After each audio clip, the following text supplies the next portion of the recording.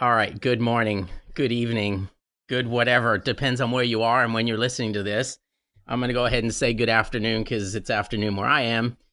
I'm Paul Carruthers, and I'm the communications manager for MotoAmerica, which is the home of the AMA Superbike series. You probably know that, or you wouldn't have even bothered clicking on this. Anyways, we decided to put together this podcast, and it's myself and Sean Bice, who doesn't have a title.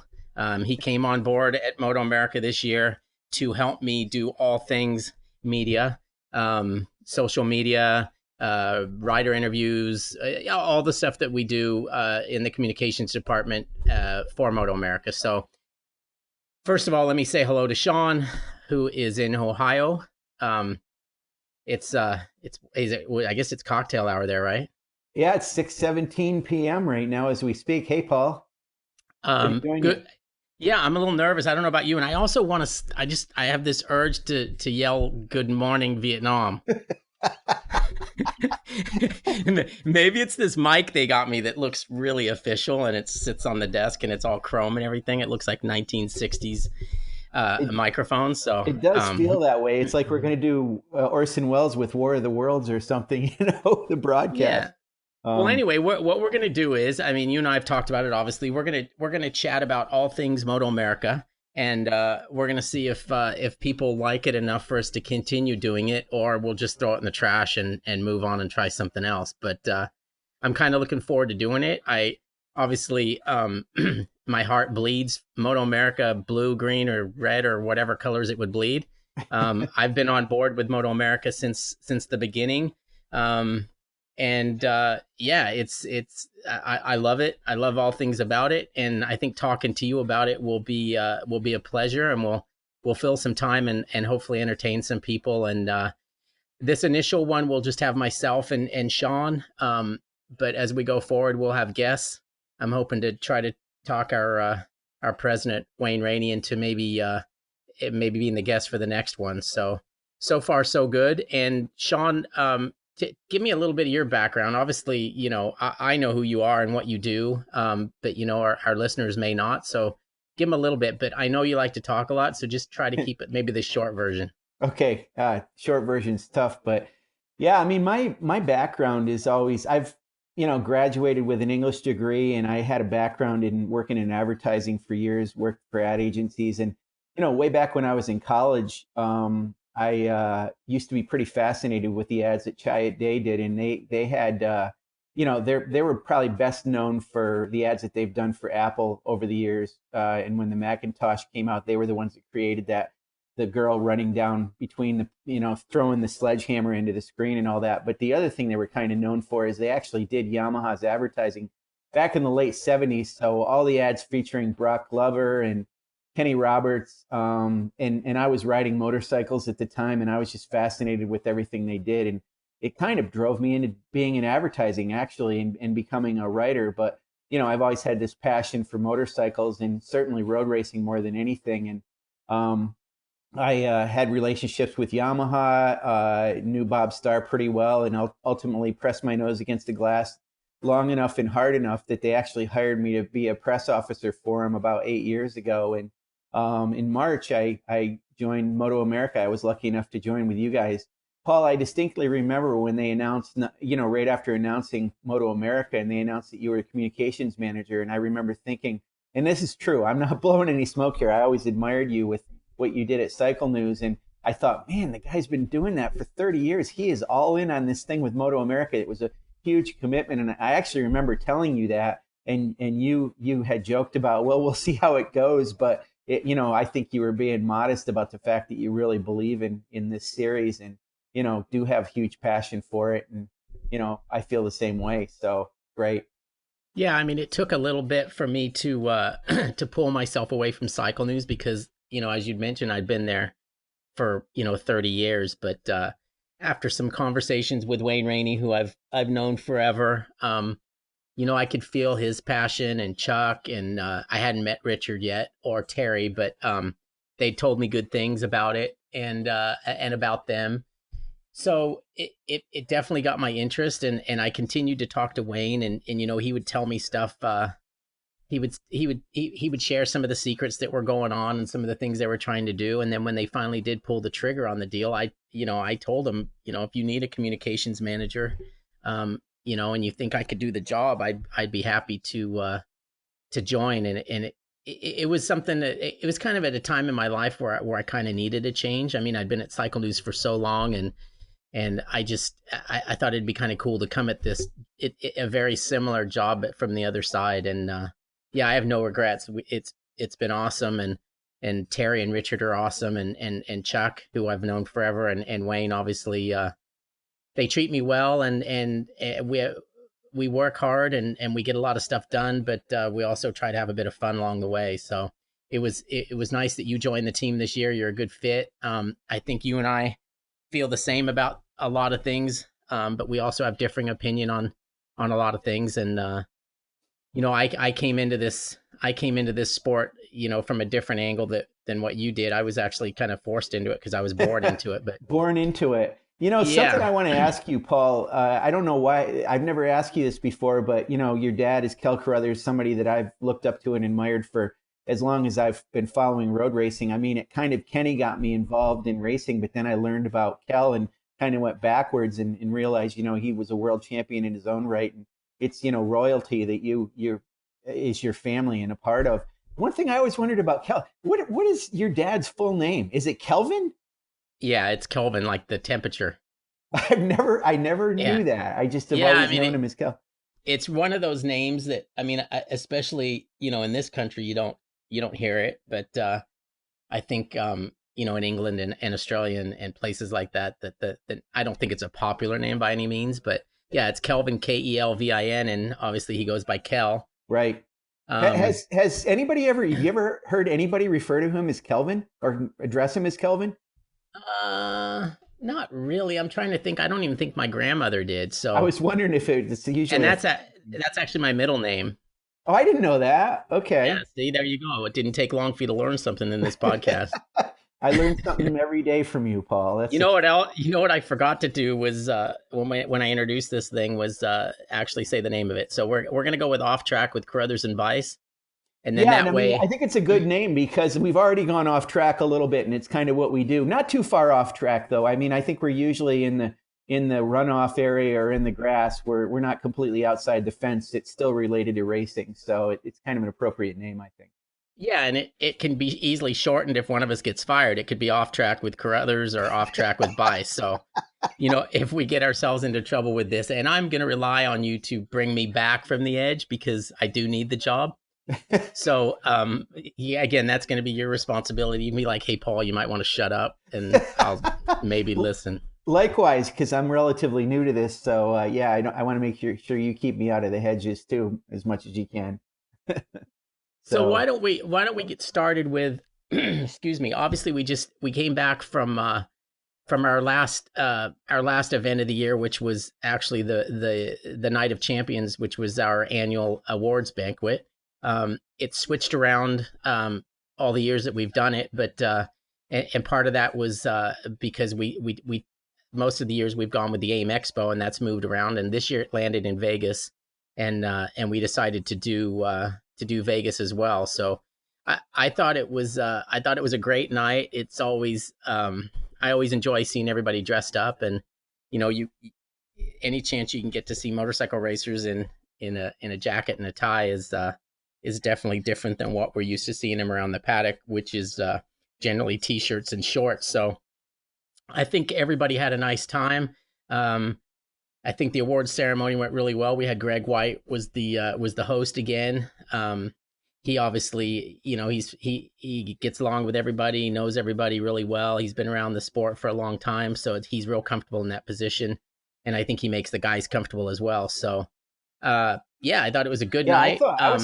I thought it was really well attended too. I mean, I was a little surprised because, it's been a few weeks since the end of the season, and, being out in Vegas, obviously there's some teams that are out on the West Coast, but, there were some teams there that weren't in the top three. They just came in, to be part of it, which I was really impressed with. I mean, it shows the camaraderie that we have in our paddock.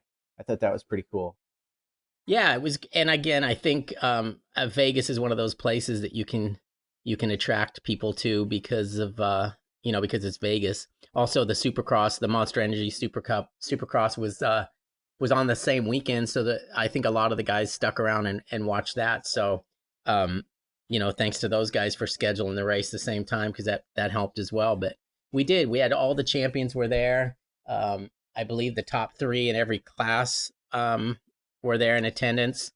So you can't ask for much more. It was a nice evening, and it's always kind of it's one of those things that's kind of like your senior prom or something, where it's kind of a goodbye, because a lot of those people we don't see again till the season gets rolling, with a tire test in April, and then obviously the races that get started in April too. So it's it's great to see those people in a different environment too. I mean, it was just like kind of cool to see people dressed up and kind of wondering what they're going to wear, when they go up on stage. But everybody did a really good job with that. So everybody looked really good. It was nice. Yeah, I mean, Jason Madama. I mean, it's funny. I can't help but laugh every time I think about it. And obviously, for the people who are listening that weren't there, I think I can't remember totally, but I think he had a jacket and a tie. But then he, in typical Jason Madama style, also had a hat on that was kind of sideways, and I think he'd maybe gone to the bar a time or two before he went up to make his acceptance speech, but it made for some fun. I think everybody enjoyed it, and he looked like he was having a good time, and that's really what it's all about. And it was perfect for him, because just talking to him during the season, he's kind of just like that all the time. He's a character. He doesn't lack for confidence for what he's going to do, and he's going to win this, that, and the other thing. But he's just a different guy, and I mean, I just love the fact that he, kind of flies his freak flag with pride, and he's a great part of the fabric of what our paddock is, because he's a character. It's really good. Yeah, and I mean, actually, I have it up. That's on my list of things that I wanted to chat to you about. But that Twins Cup seems to be a class of characters, and it was kind of I enjoyed having those guys in our series this year, and I'm really glad that we got to the point where it was successful enough, for us to continue that, because it's a different group of guys. They seem to be a little older.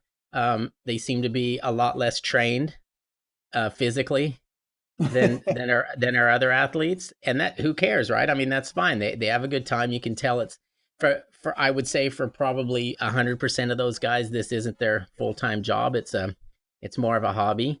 But I think that class gives them an opportunity to compete and race against guys that are of similar mindset. It's also cool to get some twins out there. And I mean, when we started that thing, when we got to Road Atlanta and there was 7 entries, I was like, oh man, we're in for a long freaking haul with this thing. How am I gonna polish this turd? But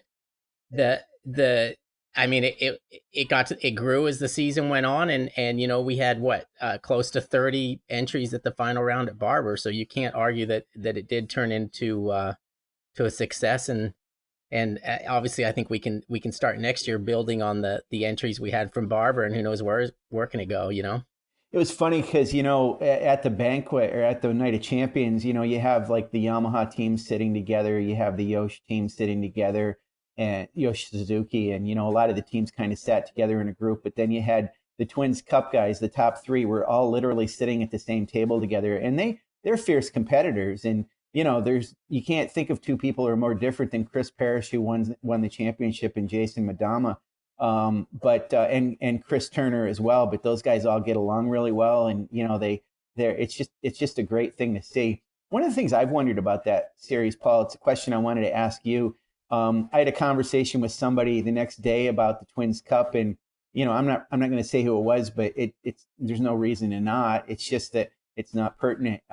He kind of talked about thinking that he actually envisioned or thought that the Twins Cup was going to be sort of a step. So it would be Junior Cup, then Twins Cup, and then Supersport. Believe it or not, it surprised me to hear this, because this person thought, well, we didn't have Superstock 600, and Twins Cup is sort of kind of a little bit like what maybe Supersport could be. And it kind of had its own niche. I really loved the fact that it was a bit of a tuner series. Chris Parrish told me you can buy an SV650 for 1995, less than $2,000, but you can put like $15,000 into it. So I don't know. Was it originally envisioned to be a tuner series? Let's talk about what that series is supposed to be, I guess. Yeah, I think you nailed it. I think it was kind of designed as a tuner series, and I think the guys that we had ended up competing in that class were the guys that we thought we'd probably end up getting.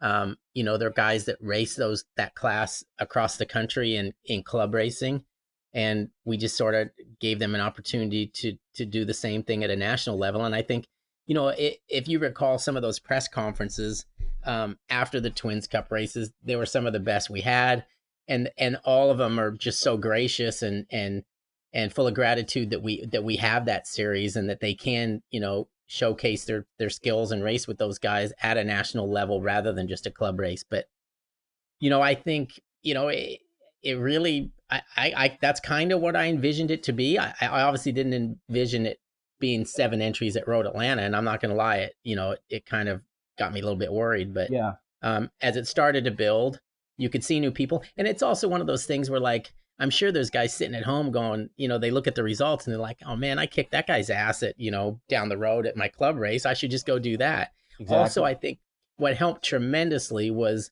the fact, and thank you to them, but the fact that Suzuki offered such good contingency and were willing to pay that contingency no matter what year of Suzuki you rode, you raced.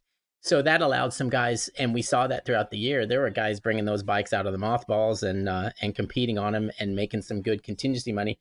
A lot of contingency programs, and really that's the idea behind them. It's to entice guys to buy new models of whoever the manufacturers that puts up the contingency. So it was kind of cool of Suzuki to pay back to those old bikes and not force those guys to buy new bikes, because I think if they did have to buy new ones, the entries wouldn't have grown as much as they did.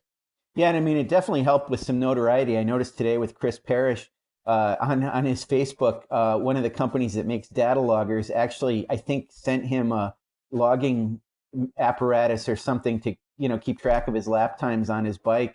And there was a little bit of a joke about it, like you're going to know not to pull in on your fast lap. But I mean, I think they've reaped some benefits other than certainly the contingency that you said. But I mean, I think they've gotten some notice from some of the industries and companies that support, the series and support racing. They've gotten some benefit from that, which is pretty cool. I mean, it's nice for them.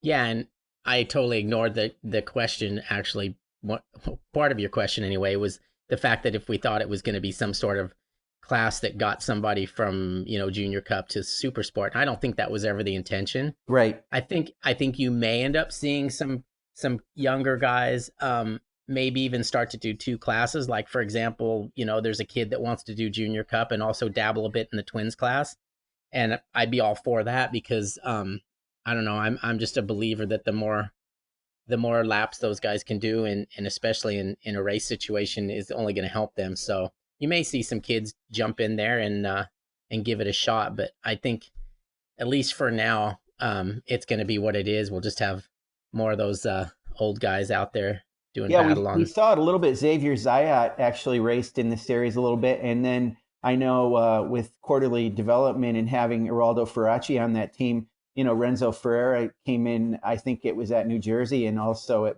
at Barber, and they were testing that bike to see, if it would be a legitimate contender in Twins Cup and the Ducati Monster.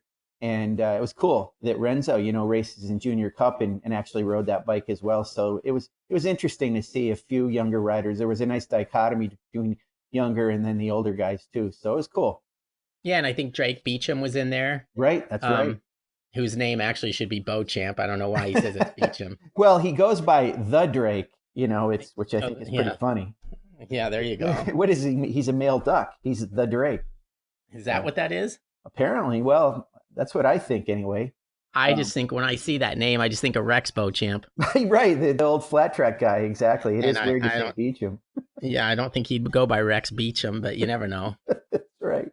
It's funny that we started talking about Twins Cup, but Let's talk about the Superbike, Motul Superbike series a little bit. That was interesting how it started and how it ended. A pretty incredible season, wouldn't you say?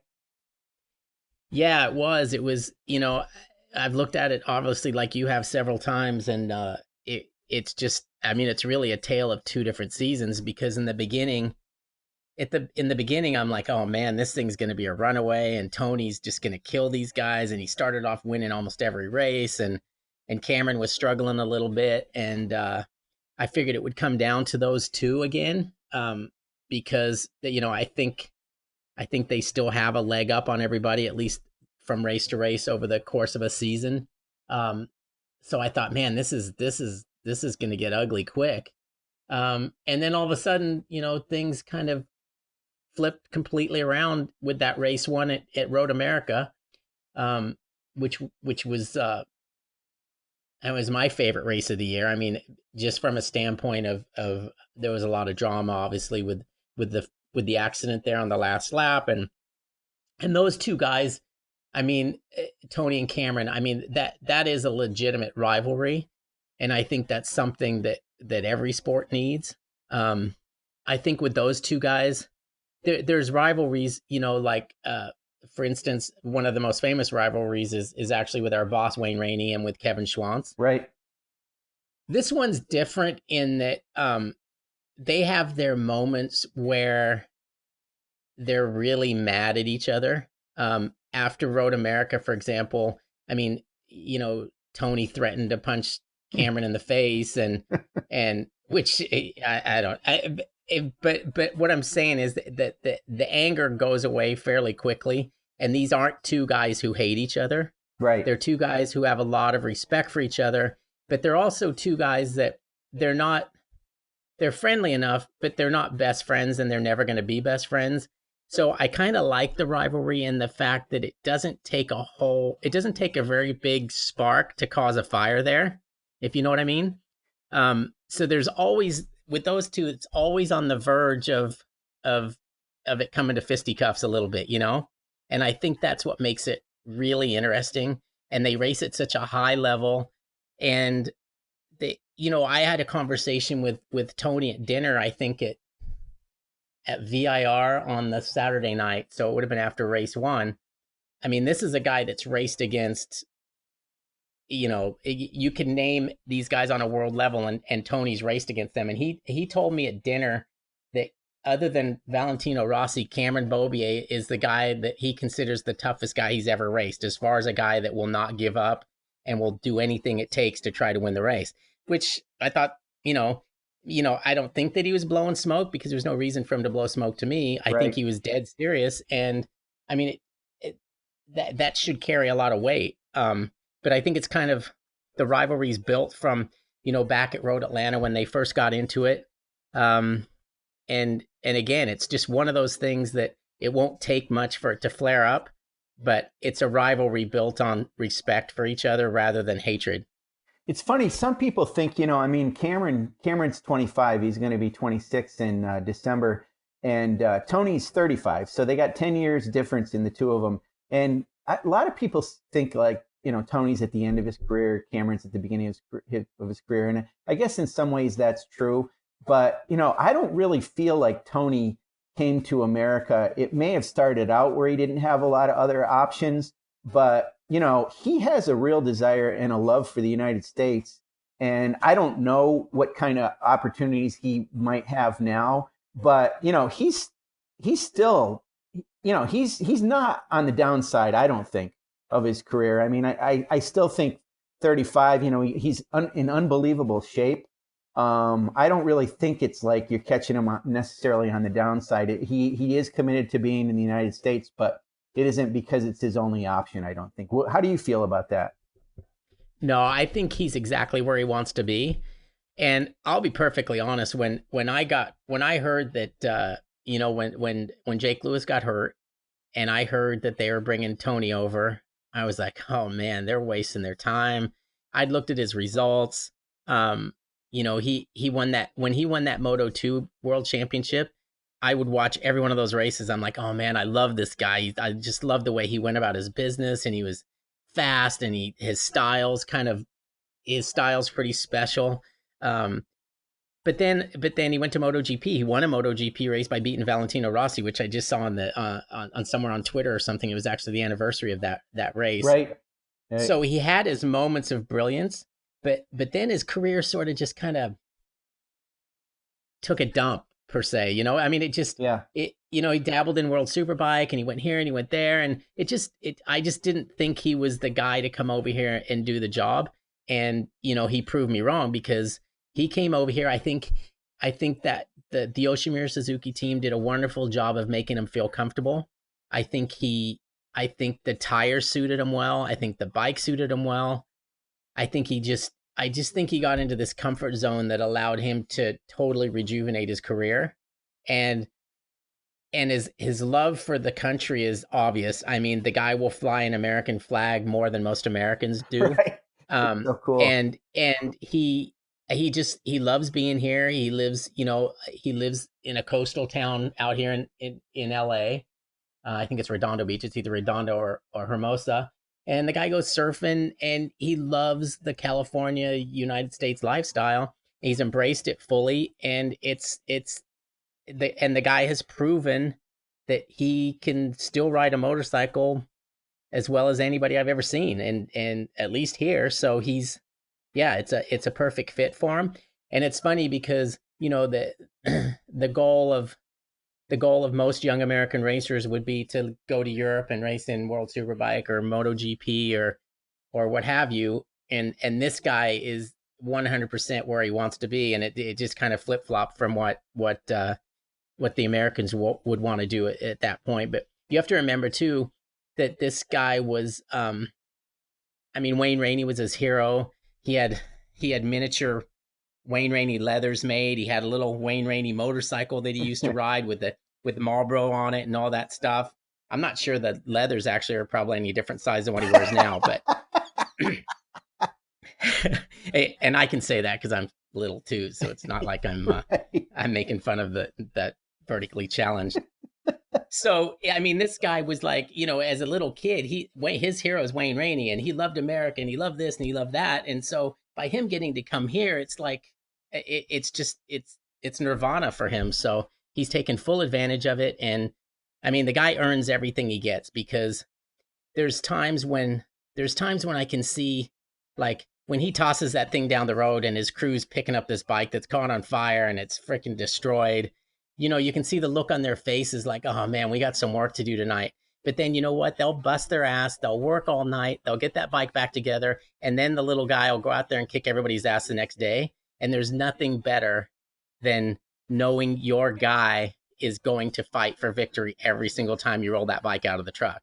And I know from my father's time as a crew chief, you have, as a crew chief and as a mechanic and the rest of the crew, it's so important for you to think that you have a chance to win every race that you go into. Because like I said, when that guy crashes that bike and you've got to put a lot of work into it, it's worth it, because the next day that guy's perfectly capable of going out there, and next thing you know, the entire team's in the winner's circle and they're celebrating. So yeah, and it was weird about the season because, you mentioned with Elkhart Lake with Road America, it was kind of the turning point for Cameron, but it wasn't like, it was still in doubt. And, as the season continued, I mean, Toni had some issues. He struggled a little bit, but I mean, he kept winning. He ended up winning more races than Cameron did this year, right? I mean, he won 9 to Cameron's 9 to 8. Yeah. So, and I know, and he made that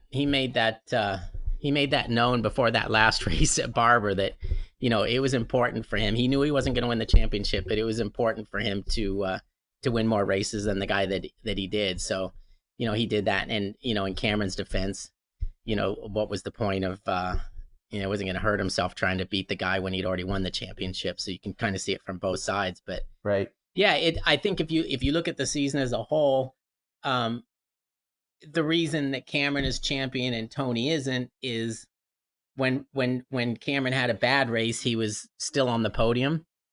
And when Toni had a bad race, he crashed or was off the podium or, had other issues or whatever. But it's so the consistency of podium finishes is what, won that championship for Cameron. And the guy was obviously, won 8 races. So Do you think that's the way? That's sort of the MO for Tony. Is he a win it or bin it kind of a guy? Does he go all out? Does he not want to? He wants to just get the win, no matter what.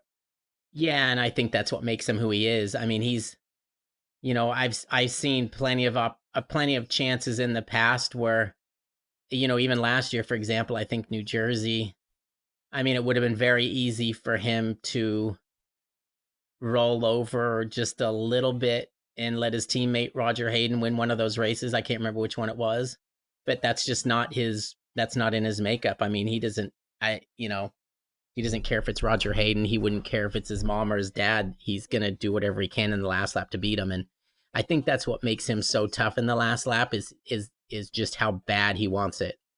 And when you want it that bad and you're willing to take the risks that he takes, every once in a while, you find that thing cartwheeling down the racetrack, but Yeah, that's him. and I think we both heard, whether it's a rumor or whatever, but I think we've heard that part of his contract was performance clause related about number of wins, or I don't think he needs any more motivation in terms of monetary gain, but he certainly it fit his style, that's for sure. Yeah, And I think when most of those guys have that in their contract now. I mean, for the most part, as far back as I can remember, there are always win bonuses. Uh, and if that's your motivation, that's your motivation. I think with him, it goes beyond making a few extra bucks. So let's talk about Cameron a little bit. I mean, I did that story about, the fact that I kind of played devil's advocate. I don't necessarily believe that, Cameron ought to stay in this country and continue to win championships. I would like to see him do something on a world stage. I'm sure you would too. We certainly know our boss, Wayne, feels that way. But it's a different world than it was before. I would like to ask Wayne if he ever had a situation where he had to take less to do more, in terms of, salary versus getting a job on a higher level. Cameron's in an interesting situation. He's a bit of a homebody. I mean, he loves his family and cares about, got a girlfriend here and the whole bit, but he also has a burning desire to be the best at what he does. So, what do you think about all that in this landscape with him? It's one of those things that's kind of difficult to talk about or to say because you're not him. And all of us are different. I mean, there's people that would do whatever it takes to be world champion, and not worry about the money situation, not worry about any of the stuff that goes along with the sacrifices that goes with that. But then it's hard to you can also see the side of a guy who's 26 and makes a lot of money and has set up a nice lifestyle for himself to be perfectly happy doing it that way, and flying home on a Monday morning and being back in California instead of driving or flying or what have you around the world and dealing with the stuff that goes with that. But so what would I do? It doesn't matter what I would do. It only matters what he would do and what he's thinking and why he's making the decisions he's making. And I'm not totally convinced that he wouldn't go. I just think he has to have the right situation. And at the point he's at in his career and where he's gotten himself to, it's kind of hard to fault him on that too. I mean, if I was him, would I go to World Superbike for a second-rate team and run around and trying to get in the top 10? Absolutely not, because I don't think it's going to get him. There's not going to be much of a progression there because you're only as good as your last race. And especially over there, their memories are short. And if you get 10th or 11th, then they can consider you a 10th or 11th place guy. And where's that going to get you? I think if he could get onto the Yamaha factory team, and the money was right, I don't know that it would have to be more, if it was close or if it was, not a huge pay cut or whatever, then maybe that's something he would jump on. But again, he's the only one that can answer that. And I don't think actually that offer's been put right in front of his face. So we get to keep him. I one thing I will say is I have zero doubt in my mind that he could run in the top 4 or 5 in a World Superbike race if he was on his motorcycle or a motorcycle that was similar to his, i.e. a factory bike, because I think he's as talented as the guys that race at the front end World Superbike. So Yeah, I that's my completely feelings agree on with it. you. I think, one of the things he's pretty loyal to Yamaha. Yamaha is very loyal to him as well. So I think, what he clearly wants to go, if he does go on a world stage. And like you said, if the money's close, then the Yamaha factor is big for him. He doesn't want to leave that all behind, and it's understandable. Yeah, and it's hard for someone like, if you're Yamaha US and you have a Cameron Beaubier, um, as much as you say you'd like his career to go farther and you'd like to see him racing in Europe, you also have to think about what you're doing for your team. And I know they want their team to be as strong as possible here. And right now they have a guy that they can count on every single weekend that's perfectly capable of winning a race and winning championships. So, do you want that to leave? Probably not. But, it just depends on, I guess it depends on, well, it depends on several things. I mean, how bad do you want to keep the guy here, and how bad do you want to let him chase his dream? And actually, is it his dream? Yeah. So, Paul, let's talk about a guy. We've sort of talked about this, Cameron's situation, Tony's situation. There was a guy that did leave, did go over there, didn't go so well, came back here, reinvented himself, and is really obviously a contender now. And obviously, I'm talking about Josh Herrin.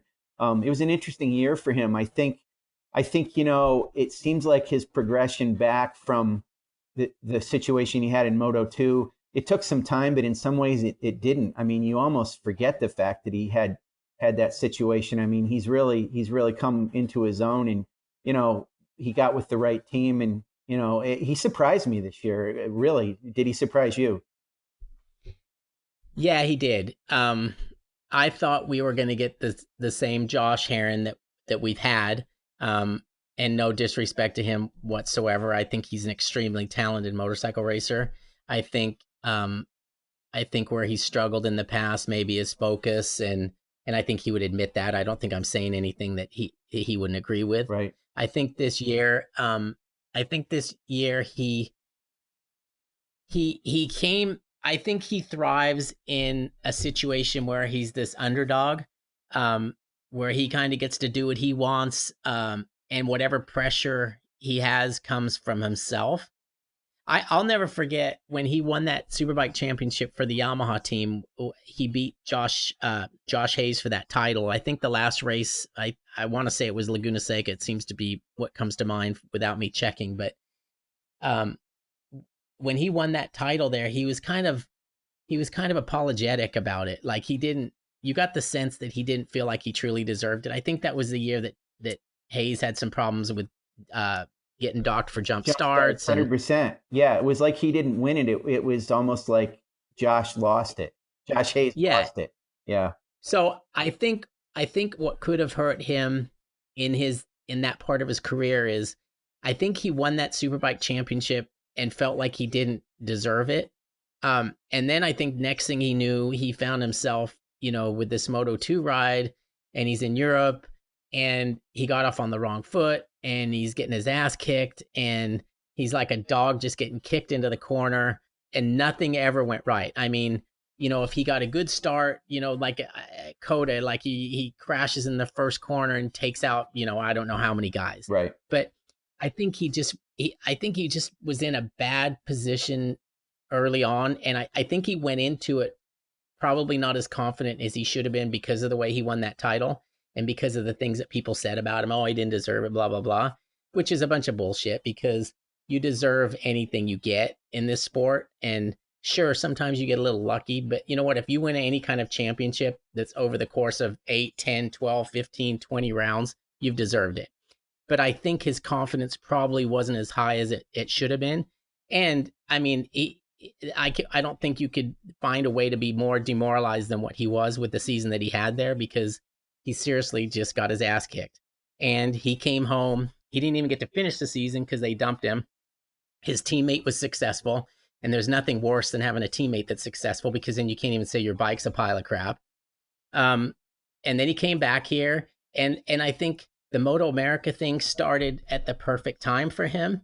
You know, he was able to get back on a 600 on an R6, which has always been a motorcycle that, for you know, it's almost like it was made for Josh Herrin. So he got on the R6. He had incredible success in our Supersport series. He moved up to the stock 1000 class, obviously had total success there. His first year Superbike, he was successful in that he showed that he could run at the front of a Superbike race on a stock 1000. You know, I'd be the first to tell you, and he'd probably be the first to tell you as well. He was overriding the crap out of it. Eventually, the tires would go off, and he would fade back, or he'd crash, or whatever. And there was that famous crash he had where he took Toni out. But I mean, the guy's always put in the effort. He just could never really do it over the course of a full race. As we know, that team that he was on fell apart. He ended up at the end of last year. He got a couple of rides on the Yamaha factory bike. When Cameron was hurt, he put that thing on the podium. Sat out the last race because it was raining. He didn't feel it was safe. I think if you asked him today if that was a mistake, he would 100% say that it was, because I don't think there's any way of arguing that it wasn't, because it was a mistake for him to ride. And then this year he got that attack performance ride. His compound sponsors it.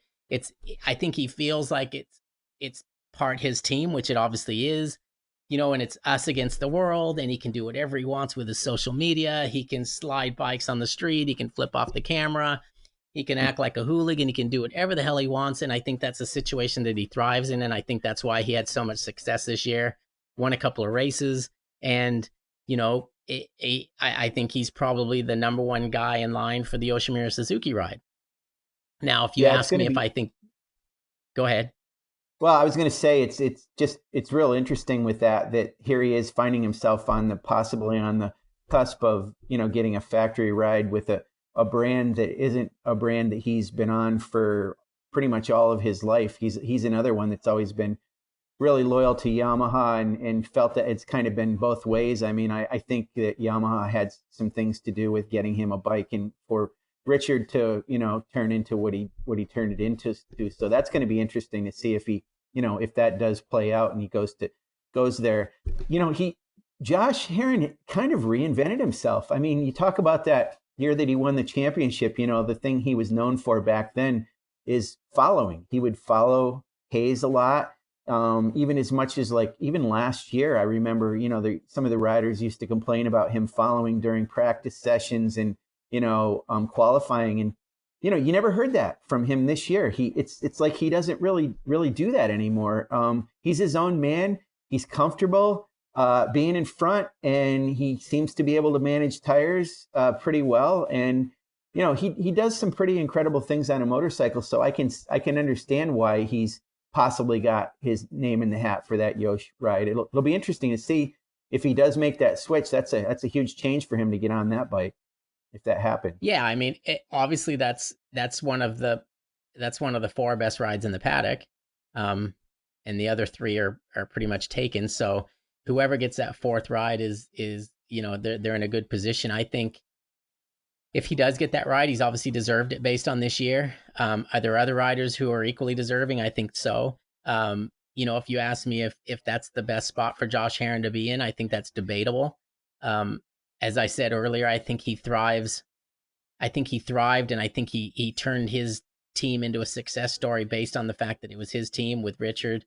And I think, you know, I'm not sure how if he will thrive as much if he's placed into a factory team, you know, like the Yoshimura Suzuki team, if they take away some of the Josh Herrin that makes Josh Herrin who he is. But, you know, again, who am I to say? I mean, that's something we'd have to wait and see.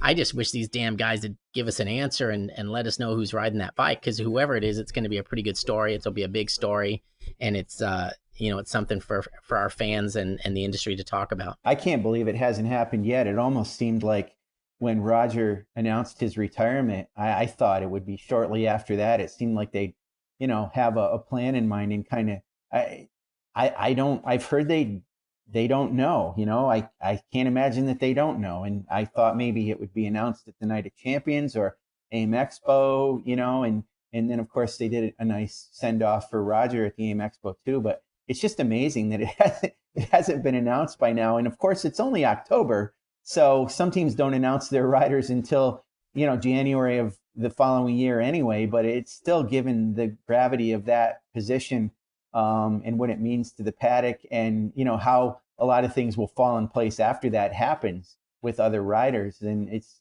sort of, everybody's waiting to see what's happening with that ride, don't you think? Yeah, I mean, it might just be a case of they honestly don't know yet. It's a big decision for them. There's several guys. There's several guys that we know about that have their name in that hat, and there could be guys that we don't even know about that have their names in that hat. So there's probably who knows what, there might be some conflict, like is this a Yoshimura choice? Is this a Suzuki choice? Is it a Suzuki Racing choice? Is the marketing department involved? I mean, you just don't know. There's so many levels there. So maybe there's just a lot of indecision, and they're still trying to come to a conclusion that makes everybody happy. Paul, I heard something, just to interrupt you for a minute. I actually heard this yesterday. Here's a bit of a paddock rumor, I guess. I've heard, as we speak, or possibly today, or tomorrow, but there are actually riders going to tracks in California and still trying out for that position, believe it or not. Have you heard that as well? I heard that a while ago, but I didn't know it was actually happening. Yeah. So you mean as far as them actually getting to throw their leg over the bike and see who's got the best lap times? Yeah, I heard a rider whose name is in the hat I think he may have been at Thunderhill today, or was going to be next couple of days. Or yeah, I heard that. I was surprised to hear that. I didn't think that tryouts were still going on, so to speak. I thought it was a matter of Suzuki and Yoshimura had seen the players the names in the hat and knew, and it was just a matter of trying to make the decision. But I think there's still some riders being evaluated. It's not, from what I've heard. Strange. Yeah, maybe they're going back to the old "how did we find Kevin Schwantz" days kind of a thing, because I think he had to do a tryout at Willow Springs or something, if Absolutely. I remember. That's exactly right. It's amazing that would even happen. I think I think if you put these guys in a situation where they get to go ride the bike for a day or two, it's probably not a bad idea. I wouldn't like to see, originally I heard, they're going to have these 3 or 4 guys at the track at the same time. They're all going to ride the bike, and we'll just see who's the fastest. And that sounds like a situation that, it's going to end in tears at some point, because right. I know it's happened in the past a long time ago, and you get people hurt doing that. Some guys are obviously, if JD Beach was put in that position, for example, he would be at a complete disadvantage to, a Matthew Skoltz or Josh Herrin, in the fact that, they've been riding these Superbikes all year, and JD hasn't. So I don't know. I mean, I would like to be able to make that decision, because I think it'd be kind of cool, and I think I know what I would do.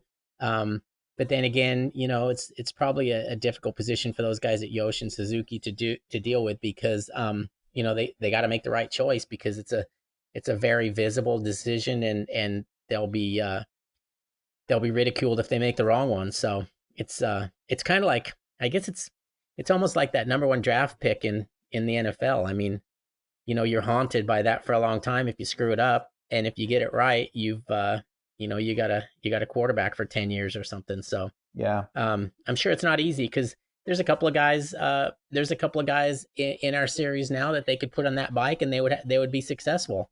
And I'm sure there's guys from Europe that would do the same. I'm not sure if they'd want 2 Europeans on the team in the MotoAmerica series. I think they'd probably want Toni and then maybe an American. But again, I don't know that either. That's their dilemma, not mine. Yeah, early on it seemed like there was a little bit of talk about Matthew Skoltz riding that, getting that ride. I mean, obviously Yoshimura Suzuki has some influence on the Westby team. They run their pipe, and there's a good relationship there. And it seemed like you could see Pat Alexander from Suzuki talking to Matthew after a couple of the rounds. But that was a long time ago, and I don't know what's going to happen. But it occurred to me too. It's like, would they have a Spanish rider and a South African rider on an American team? I don't know if that enters into it. I even talked to Josh Hayes at one point, because I wondered, is it a matter of having somebody of around the same size as Toni? Thinking about JD, would that help them with developing the bike, and a back and forth between the two riders. And Josh completely poo-pooed that and said that really wouldn't have anything to do with it. Because I was thinking, man, Matthew's like among the tallest guys in that series, and Toni obviously is on the other end of the spectrum. So, but I guess I got to trust what Josh says, and it really wouldn't be a factor. So I don't know. I don't know, if it's American, if it's size, if it's what. Yeah, I don't think the size thing plays much of a role in it, because I mean, if you look at teammates throughout the years, I can only think of one time, when Honda built that bike kind of around Danny Pedrosa. Right. But that was extreme. I mean, they actually built a bike to fit, the smallest guy that's not at Del Mar racetrack riding a horse. And so that was a bit extreme. I mean, he makes Toni look like he's in the NBA. Right. Exactly. So, so I think that was a bit, but I mean, when my dad had teams, he had Eddie Lawson and Rob McElnay. They're probably, 80 pounds apart. Right. I think what happens is the bike starts with what it is, and those guys have to get it set up that works for them. I think they share a bit of information, obviously, but I don't think it's I don't think it matters if you have the Jolly Green Giant or the short guy down the street. I think it all ends up being based on that guy's crew and that guy to get the bike set up for the way that they need it set up for him to have success. So let's talk about Supersport a little bit, because of the fact that you mentioned JD, but also Valentin Bice's name is supposedly in the hat. I mean, being a Suzuki rider and the relationship that M4 Suzuki and Team Hammer has with Suzuki. I mean, obviously Valentin is being considered, or at least that's what we understand to be the case. Both he and JD possibly are candidates for that position, but only one's going to get it. Possibly neither are going to get it. We've heard that Yamaha is not going to have a 600 team next year, but that there are a lot of teams that are on R6s. Does JD make the jump to Superbike? Does Valentin make the jump to Superbike? Are those guys both going to be in Supersport next year? What's your assessment of that? I would like to see those top three guys from Supersport make the jump to Superbike. And Hayden Gillum, with the third being Hayden Gillum, because I think there are three very good motorcycle racers, and I think they all could do well on Superbikes, and they deserve that opportunity. Right now, there's not enough spots for them all to fall into unless we get some new teams coming in. But I mean, Valentin rode Jake Lewis's bike on the final day at the Barber test the Dunlop Barber test. Did really good lap times. Wasn't too far off of Jake. He has tons of big bike experience. I mean, he races them in France. He tests tires for Michelin, and a lot of that testing's on thousands. So it's not this big jump for him. JD, it would be a bit of a jump. He's raced Superbikes in the past, but it was a long time ago. He did really well on them. Mm-hmm. But I don't know how much importance that actually has. To me, you hire the guy you think is the best motorcycle racer, and if he's truly the best motorcycle racer, he will figure out whatever it is you put him on. And I think JD's that guy. I mean, I think JD is probably he may well be the most talented overall motorcycle rider in our paddock. I mean, you don't go race a dirt track once or twice a year and put the thing on the podium with the competition that there is in that series. Unless you're really talented. You don't go win the Super Prestigio dirt track in Spain unless you're really talented. And you don't win our Supersport championship unless you're really talented. So I think he's a good package. I think he's got all the tools. I think he works harder than anybody out there. And I'd like to see him get the opportunity. Whether he gets this one or not, I don't know. Whether he gets another shot at it, I don't know. But yeah, I mean, that's the thing. We get to know these guys on a personal basis. We get to know them really well professionally. And I want the best for all of them. And I wish we could just have Superbike rides for all those guys, those top three guys in the Supersport class, because I also think, it helps it helps the system keep going because suddenly those guys who were racing for fourth and fifth this past year would be racing for podiums and victories. So Yeah, and it's tough with, this year was tricky. We had a Superstock 600 class and before and racing on a track at the same time as Supersport, but now everybody was in Supersport and you had some guys that went from Junior Cup into Supersport. It's a pretty big leap, and hence the fact that that person I spoke to wondered if Twins Cup should have been a stepping stone to Supersport, which I don't really ascribe to, but it's a big leap. So, some of these guys are going to move up next year. And you're right. I mean, you don't want it to be stagnant with regard to, JD and Hayden Gillum and Valentine. It would be great to see that. I mean, I keep running through all these scenarios in my head that if, Josh Herrin indeed gets that Yost ride, then, JD rode with for Richard Stanboli back in the day. There's a relationship there, or at least, there's a familiarity. So, would that be a possibility for him? Hayden Gillum is pretty invested with Ridiculous Racing. They've been in the paddock for a couple of years. Would they possibly make the leap and race Superbike? I haven't heard that yet, but it'd be kind of cool if they did, and it'd be a nice progression for Hayden to get back into that big bike format. And maybe JD races with that team too, because he's got a relationship with them as well. So there's just a lot of things at play there, and that's what I say. If they make the decision and make that announcement on that rider for Yost, then you're going to see some things fall into place. I mean, I wonder too, with regard to Richard Stanboli. I mean, the guy's a wizard. There's no doubt about it. And that bike is incredible, what he created. If Josh doesn't ride for him next year, I don't imagine he's going to pick up his ball and go home. Do you? well, I certainly would hope not. I mean, I would think if I was in his position, I would have seen what is actually possible to achieve, because they achieved it. They won races on a bike that they built in the top class in MotoAmerica, and I would be thinking, yeah, I want more. If he loses Josh Herrin, I know those guys have a close relationship, but I would be of the mindset that if he moves on, good on him. He gets a factory ride and he gets a factory paycheck, but I'm going to find myself the next guy that I think can deliver the same sort of results on the bike that I built. So that's what I would hope his mindset would be on that. Obviously, like everything else, it comes down to money. It comes down to sponsorship, and I'm 100% certain he would do it if he was presented with something where he wasn't losing a ton of money in order to do it. So what do you think? Paul, my fingers are crossed.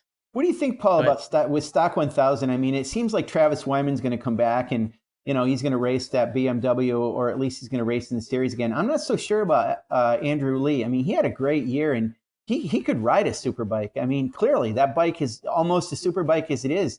I wonder what's going to happen with him. I mean, it all depends on money and team and all that, but do you think he'd certainly be a candidate for Superbike as well, don't you think? Yeah, and I think that's his goal. And the kid is so young. Yes. It'd be nice to see a kid of that age get an opportunity to jump to that class, because everyone always says, "Oh, you got to learn." Well, I kind of think being sometimes thrown into the deep end certainly makes you learn how to swim quicker. And I think he's a talented kid. I think he wants to be in the Superbike class. Again, it's just someone giving him that opportunity. But there's a kid, for example, who could, he could learn his craft and get better for the next 3 or 4 years and still be in his early 20s. So, yeah, he's a great rider for such a young rider. And I didn't really know a whole lot about him until this year. And I still don't know a whole lot about him, except I thought it was pretty impressive that he had the contacts and connections to go over and race at Suzuka. And clearly he's going to go back there next year because, he did so well in that. And he seems to, he's certainly flying the flag for Kawasaki and doing a good job for them. So, boy, if Kawasaki got in a factory level, which we all hope would happen, you certainly hope and want Andrew Lee to be one of their riders, I think, for what he's done. Yeah, you could definitely see him as a number 2 rider in a Superbike team, and if they had the right number 1, I mean, they obviously have a motorcycle that can win races right away because of it shows that every week in Europe. So yep. Exactly. Yeah, if I could drive down to Irvine and kick those guys in the pants a little bit and get them to do that, I certainly would. And actually, I have. Um, but again, decisions are made at different levels for those guys, and you just have to hope and pray that at some point the guy that can make that decision is somebody who wants to see those guys have success in MotoAmerica, and then somebody'd pull the trigger, and next thing you know, it'd be happening. I saw this week, which was kind of interesting on social media. Marco Melandri's making this plea to race in MotoAmerica Superbike, which I think is flattering. I think it'd be amazing if we could get a guy like that here. I would like to see a guy like that here, in a new team. I don't necessarily want to see him, take a spot of somebody who's already in our series, but I mean, damn, it'd be freaking awesome to have Marco Melandri here. And, I keep hearing stories that we're going to get a Ducati team. And I think if, it's not going to take much. Obviously, that's not a true statement when it comes to actually putting the team together, but it's not going to take much to make the entire series a step higher, and having another team, a Ducati team would certainly, or a Kawasaki or both would certainly make Aprilia. We've heard about a Aprilia. huge. Yeah, I've heard Aprilia's coming. I heard they want to come. I mean, it seems like there's a lot of interest from these manufacturers to be here. They just have to find, I guess, a team that they're comfortable with, and also a team that can, that can pay some of the funds to make it work. So Yeah. fingers crossed on that deal, because I think it would change the series dramatically overnight. Yeah. Let's talk about a brand, KTM. Damn it, I'm tired of talking. Well, Phew. let's talk about KTM for a minute. I mean, it's an interesting situation. Chris Fillmore kind of underscored it when he was up on stage, and he was congratulating Alex Dumas, who won the Junior Cup or Liqui Junior Cup Championship this year. But I mean, Chris raced a Superbike in AMA Pro Racing, a KTM Superbike. They don't have one now. So Alex Dumas is obviously a great brand ambassador as well as a great rider for KTM, but he's kind of at the end of the road with them a little bit. And in terms of MotoAmerica, because of some of the rulings that have been made in terms of his age, or I think it's more what he's accomplished, he's got to move up to Supersport, and he wants to stay with KTM, but they don't have a bike. It's a tough situation for him, wouldn't you say? Yeah, it is. I know everybody wants the best for these kids. It's certainly a kid like Alex has a huge amount of talent. And I think he can race a Supersport bike? Of course I do. Do I think he can continue to have a great career? Of course I do. And do I think he needs to be pushed a little bit? Probably.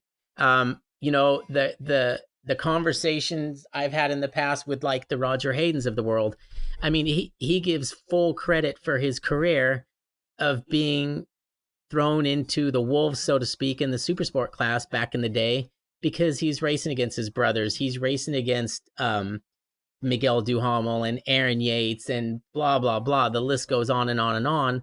And he gives that full credit to how he got to where he is in his career, where he was a successful race-winning Superbike rider. You have to keep moving up. And there's certain kids out there, probably the majority of them, that they don't have the drive, they don't have the passion. Maybe this is all they really want to do is mess around in Junior Cup and maybe go race this or go race that and do some club racing, and that's perfectly fine. But I think there's other kids who are driven to be like, I want to be a MotoGP world champion.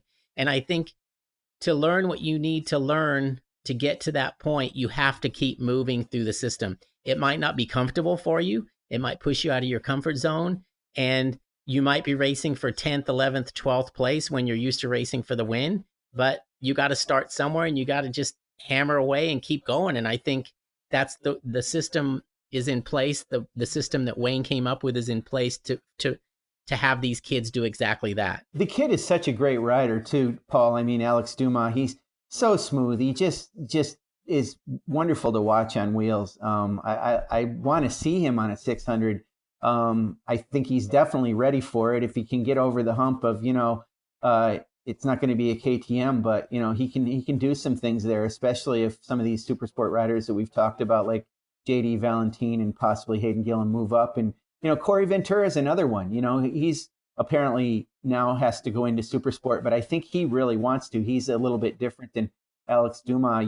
I've seen Corey. I've talked to Corey or seen him when he's gotten on a bigger bike, at a track day or something. He really welcomes it. And I think those two guys would definitely do some damage in super sport, for sure. And again, I think the only way to keep learning is to keep progressing. It's, I don't know. I mean, it might be a dumb comparison, but it's like, if you do really well in fourth grade, you don't keep learning unless you go to fifth grade.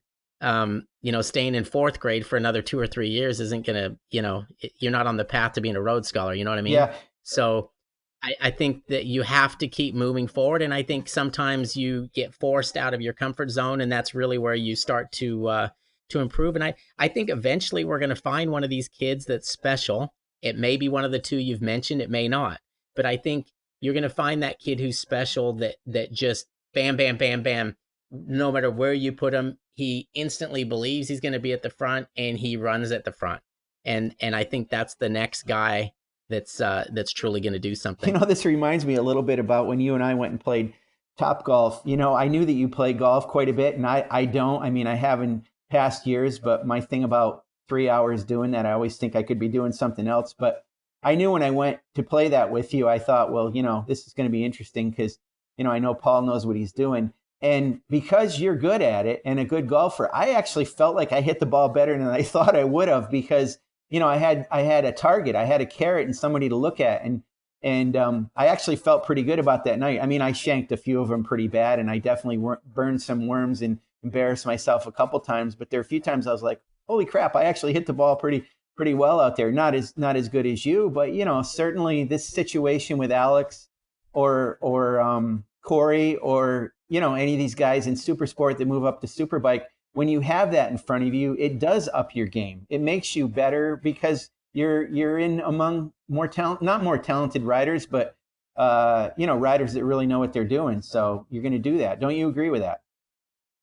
Well, first of all, let me tell you something. If you think I'm a good golfer, I'm not even sure you're qualified to do this podcast anymore.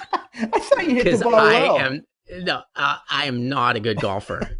There's several people we know who are good golfers, and I'm not one of them. Well, let's put it this way. You're better than I am, and I definitely improved because you were definitely a little better than I was. So, well, I can hack my way around a little bit and, try not to embarrass myself too much, and I have a good time doing it, but I'm by no means a good golfer.